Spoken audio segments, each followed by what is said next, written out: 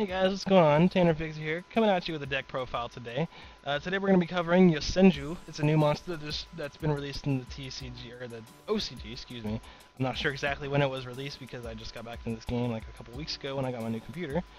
And so, I've pretty much instantly fallen in love with this archetype. I love the homage it pays to the Spirit archetype and the Mist Valley archetype, with returning things to your hand and that sort of thing. I love the fact that they synergize so well because they're all level 4 wind monsters, and they're all wind monsters in general, except for these guys.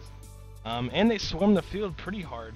They're generally safe deck to play because even after you swarm the field, nothing gets destroyed because it comes back to your hand. And some people would consider that a disadvantage, but I consider that an advantage because that way you know you're going to have cards for next turn. So let's go ahead and get into it. First we have Yosenju Kama Misaki. This card's really good. It has a catastor effect where instead of dark it's wind. And also if it was pendulum summoned you get to pop one, which is always good. And it has the spirit effect where if it was special summoned it returns to the hand. That's a good monster to use. Next we have Yosenju Nagatsu Senran. If this card is normal summon, you special summon one Yosenju monster from your deck. You're going to be using this card to search out this guy, and you're going to make XYZ 6 plays with it. And if it was special summoned during the end turn, return it to the hand, just like the spirits. So, next we're moving on to our low level monsters. We've got Yosenju Kama Nitachi. Basically all of the level 4 monsters except for Tuji Kirikaze, they have an effect that when you normal summon them, you get to normal summon another Yosenju monster immediately afterward, except for the same copy of that card. So, I don't want to have to repeat that, so I'm just going to go ahead and say it now. But basically this guy can attack directly even if there's monsters in the field, but if he does so the damage is halved. And if he was normal summoned, return him to the end phase return him to the hand during the end phase. Next up we have Kama Itachi. He's the second weakest of the 3 main ones. And his effect is that if you control another Yosenju monster, you can target one face-up card your opponent controls, return it to the hand. And it can only be used once while this card is face-up on the field, but that's okay because it comes back to your hand during the end phase anyway. So that's always a good effect to use, returning things in hand, you know, fuck your extra deck, don't want to see it. Next we have Kama Mitachi, which is the weakest of the 3 Itachi trio, we'll call him that. And when another Yosenju card inflicts battle damage to your opponent, you get to add one Yosenju card from your deck. It's usually going to be used to search out your boss monsters or your more level 4s, so you can swarm the field more easily to make those rank 4 plays and just do a lot of damage. Next we have our hand trap of the deck, which is Tsuji Kirikage. During either player's damage step, when a Yosenju monster you control battles an opponent's monster, you can discard this card. That monster you control gains 1000 attack until the end of this turn, which is an amazing effect. The only thing I can really think of that really outclasses it is probably Honest, or Bujingi Crane, I believe it's called. But yeah, and also if he's on the field, you can target one Yosenju monster and give it 1000 attack. So this is that includes itself, so this is pretty much a 2000 beat stick out of the box. I mean, it has 0 defense, so you're not going to want to set it at all, but it's really good. It especially helps you make those plays with Kama Nitachi, who can attack directly. So instead of a 900, it's 1400. I'm doing my math properly? Yeah, that's right. Yeah, he's your hand trap of the deck, and he helps you boost your deck. Next we have our pendulum monsters, which are Sudden Jinshu and Uden Jinshu. Sudden Jinshu is going to be your lower scale. You're going to, whenever Yosenju monster you control be destroyed by a battle card effect, you can destroy this card instead if it's in your pendulum zone. And if it's in your monster zone, whenever you normal summon it, it changes to defense position. Kind of like a Summoner Monk, if you know that card. Of course we do, because it's Yu-Gi-Oh! And everyone uses Summoner Monk. But, regardless, this is a great card to use, because if you're going for the play, you can drop this card in the pendulum zone, even if you don't have the other scale completed, the side of the scale completed, and you're going for big play. They're going to mirror force you, and you're going to pop Sudden Jinshu, and nothing's destroyed. So it's a really good card to go for when you're on those plays. Next we have the right side of the scale, which is Uden Jinshu. Once per turn, if you control a Yosenju card in your other pendulum zone, you can make this card's pendulum scale 11 until the end of this turn. However, I do not recommend using this effect because you can't XYZ summon afterwards because it has to be a Yosenju monster. Really sucks. I really wish they would make an XYZ Yosenju monster, but I won't get into that during this video because we got time. So next for our spells we have Quillpin of Goldos. I don't think this needs much explanation. You get to recycle your resources after you use XYZ because that's really the only way they end up in the graveyard. Patching. It helps you recycle those. You also get to return one in hand, which is awesome. MST is kind of staple. Book of Moon kind of staple.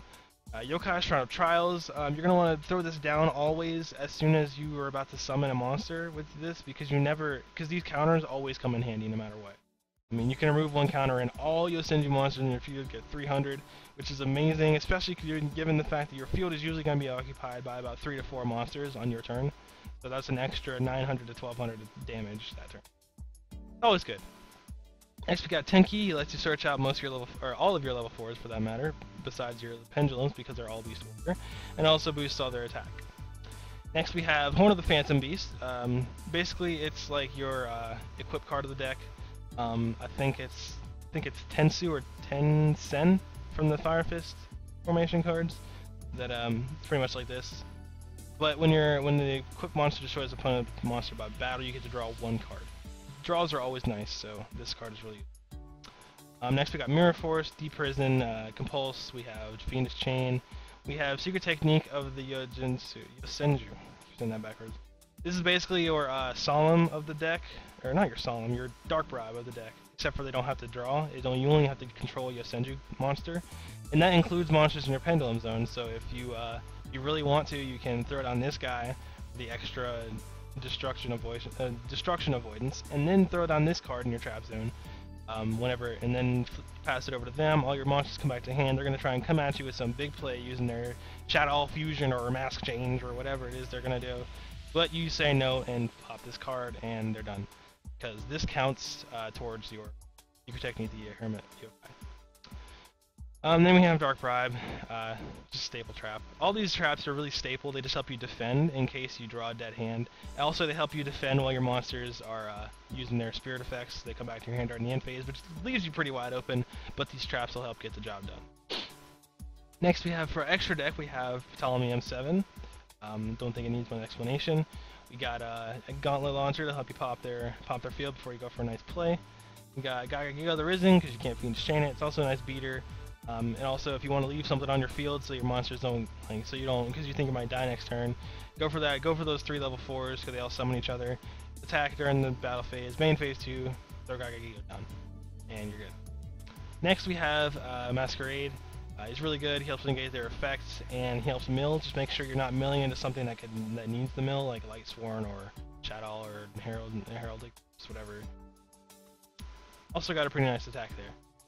Next we have Gen Knight Pearl for the same reasons as the prior 2. We have Brotherhood of the Fire Fist, Fire King. He helps you circle out Tenki, and he also negates everything. So those pesky extra deck monsters that do too much, if it has more than a paragraph, just pops this guy's effect. That's what I like to say. Papilloperative, just a nice little tech. He helps you get rid of those monsters like Trag. Black Ship of Corn, no explanation really needed. Lightning Shidori is really the main one you're going to want to be going for on those pushes, because he pops their back row, as well as returning one of their cards to the hand. So instead of getting a fresh draw next turn for a new card, they get the same card they had on the field. So Lightning Shidori, that's why we run 3 of those, because it's really good for the pushes. Evil Swarm, don't need much of an explanation there. Best Dweller, forget Shadows, forget all you guys that operate from the graveyard. It's fucking annoying. And Giant Hand. Again, no explanation needed. So you can check out my side deck here. I'm just gonna slowly scroll through this. Basically, we've got Ryo for those cards that add too many cards to the decks, that add too many cards from the deck to the hand. We've got Trample Links for those Cliff Forts. We've got Forbidden Lance to stop Mask Change, as well as some other cards that are problematic. This is a good card to have anyway, for whatever reasons. Next we've got Pendulum Turn for, again, Pendulum monsters, or Pendulum decks like DD or Fort. Got Deck Lockdown for cards that add too many cards. Mistake for the same reason, and we've got Curse Seal the Forbidden Spells is always a good card to side. I recommend everyone puts it in their side deck right now, because I don't think there's a single deck that you could not use this card against and be effective. Yeah, so that's my deck profile. You guys have any suggestions for more XYZ6 monsters that you can put in there? I'd like to hear some of those, so leave those in the comment section below, as well as the rest of your feedback. If you like the video, hit that like button. If you want to see more just like it, head over to my channel and subscribe and check out the rest of the videos that I have posted and will be posting. And until next video, I'll see you guys next time, so bye.